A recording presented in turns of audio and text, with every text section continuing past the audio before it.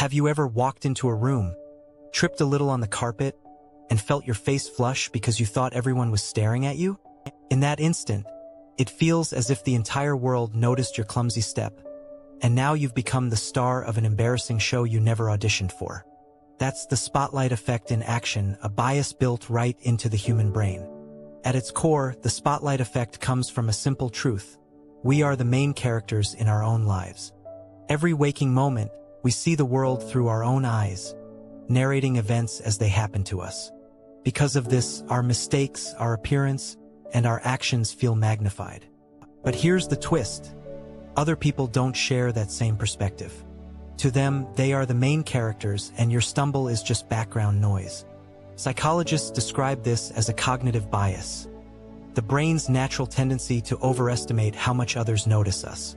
Think of it like a mental spotlight following you everywhere, making you believe your actions are lit up on a stage.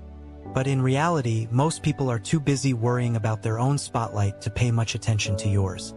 This bias has roots in our evolutionary wiring. Thousands of years ago, being aware of what others thought about us wasn't just social anxiety, it was survival.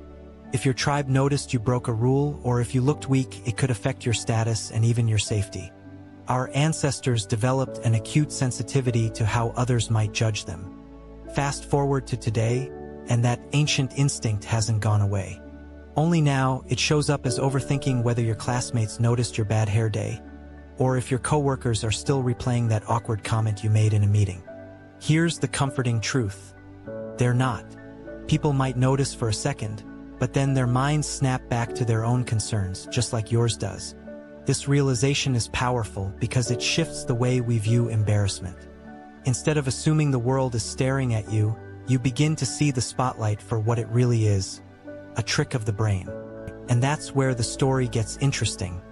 If our brains are wired to exaggerate how much attention we're getting, what makes this illusion so convincing? Why do we keep falling for it even after knowing the science?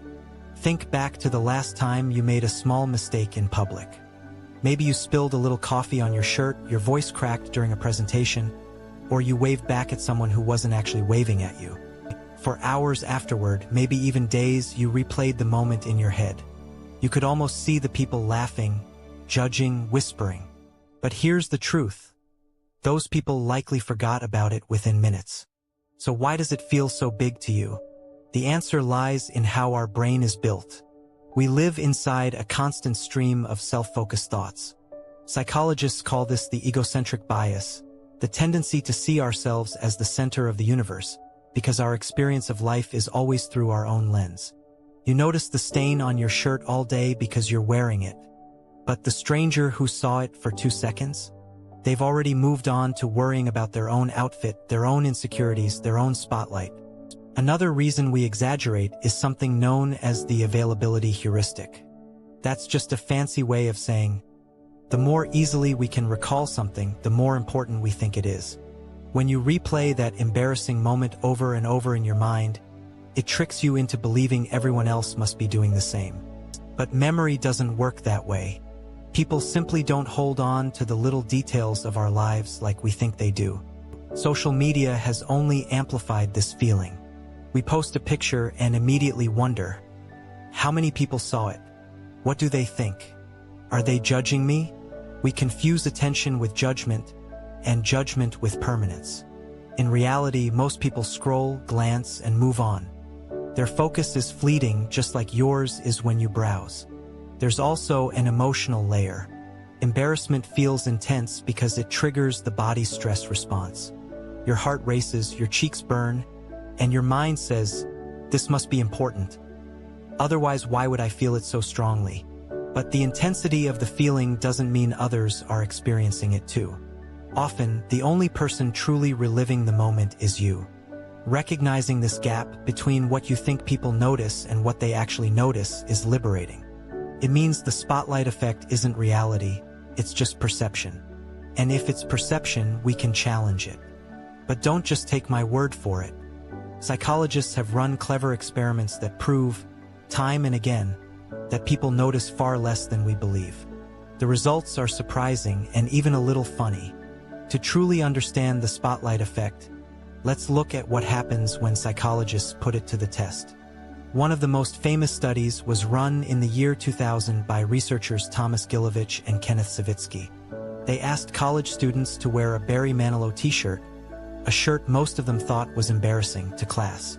Then they had to walk into a room full of other students. Now, here's the fascinating part. When asked afterward, the students wearing the shirt guessed that about half the people in the room noticed what they were wearing. In reality, only about a quarter noticed. That means the students believed they were twice as visible as they actually were. Other versions of the experiment confirmed the same thing. Whether it was wearing a shirt with Bob Marley or Martin Luther King Jr. on it, participants always thought way more people noticed them than actually did. The spotlight was blinding in their minds, but barely flickering in reality. Another clever study involved public speaking.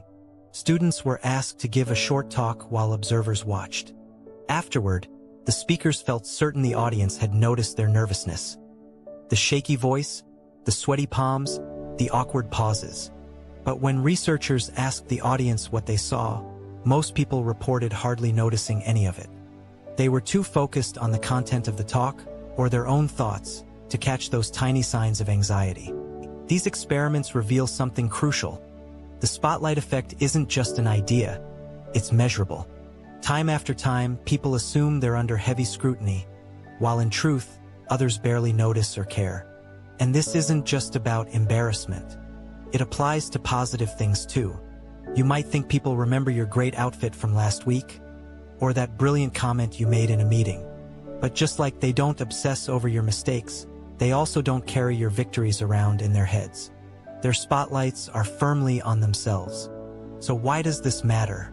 Because when you realize the science is against your fears, the illusion starts to break. You don't have to rely only on hope. There's evidence that the world isn't watching as closely as you think. But long before psychology proved this in labs, ancient wisdom had already pointed to the same truth. Stoic philosophers, in particular, had powerful insights about how little the opinions of others should matter. Long before psychology coined the term spotlight effect, the Stoic philosophers of ancient Greece and Rome were already wrestling with the same problem. How much should we really care about the opinions of others? Their answer was simple but profound, far less than we think. Marcus Aurelius, the Roman emperor and Stoic thinker, once reminded himself, "I have often wondered how it is that every man loves himself more than all the rest of men, yet sets less value on his own opinion of himself than on the opinion of others."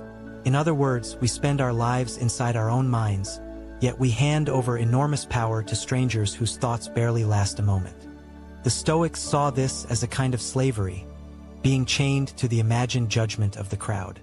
Epictetus, another Stoic teacher, said that if you want to be free, you must stop worrying about what others think and focus only on what you can control. Your own choices, your own actions, your own character. That's where real freedom lies. Here's the ironic twist. The Stoics knew, just as psychology later proved, that people rarely think about us as much as we imagine. Even in ancient Rome, the marketplace buzzed with gossip, mistakes, and moments of embarrassment. But those moments faded quickly, just as they do today. People were always more concerned with their own lives, their business, their reputation, their worries. If Marcus Aurelius could run an empire while practicing indifference to public judgment, we can probably survive a stumble in the grocery store or a typo in an email. Stoicism teaches us to zoom out. In the grand scheme of life, these tiny moments barely register. In fact, 99 of the people whose opinions you fear will not remember your name a year from now. Why give them power over your peace today? The Stoics weren't suggesting we ignore others completely. Respect and kindness still matter, but they drew a sharp line between living well and living for approval. The first leads to inner calm, the second to endless anxiety. When we combine this timeless wisdom with modern psychology, the lesson is clear. The spotlight effect is just smoke and mirrors. The judgment you fear is often an echo in your own head, not the voice of the crowd. But knowing this is only half the battle. The real challenge is putting it into practice, learning how to free yourself from the imaginary spotlight once and for all. Now that we've uncovered the science and the philosophy behind the spotlight effect, the final question is, how do we break free from it? How do we stop living as if the whole world is watching our every move? The first step is perspective shifting. The next time you feel embarrassed, ask yourself, if someone else did the same thing, would I remember it tomorrow? Probably not. This simple question helps shrink your mistake back down to its true size, just a passing moment in a stranger's busy day. Second, practice self-compassion. Instead of beating yourself up, try talking to yourself the way you'd talk to a friend. If your friend stumbled, spilled coffee, or misspoke, you wouldn't replay it in your mind forever. You'd reassure them it's no big deal. Offer that same kindness to yourself. Third, use the Stoic exercise of zooming out. Imagine looking at the Earth from space. From that distance, your small blunder disappears into the bigger picture of life. Even from a much smaller zoom out, say a month from now, this awkward moment won't matter. Training your mind to zoom out dissolves the illusion of the spotlight. Fourth, try a little exposure therapy. Psychologists suggest deliberately putting yourself in mildly embarrassing situations to see how little people actually notice. For example, you could wear a quirky shirt in public, sing quietly while walking, or ask a silly question in class. Over time, your brain learns what the research already shows. People aren't paying nearly as much attention as you think. Finally, shift from self-consciousness to other consciousness. Instead of worrying about how you look, focus on how you can make others feel. If you're giving a talk, care less about your shaky hands and more about sharing value. If you're at a party, stop worrying about your outfit and start listening deeply to others. When you put the spotlight on contribution instead of performance, the fear of judgment fades. Here's the deeper truth. Life is too short to live under imaginary spotlights. Most people are far too busy replaying their own worries to watch yours. And even if they do notice for a moment, it fades quickly. You are free if you choose to believe it. So the next time you feel the spotlight effect closing in, remember, the stage is empty, the lights are dim, and the audience has already gone home. You were never really on display.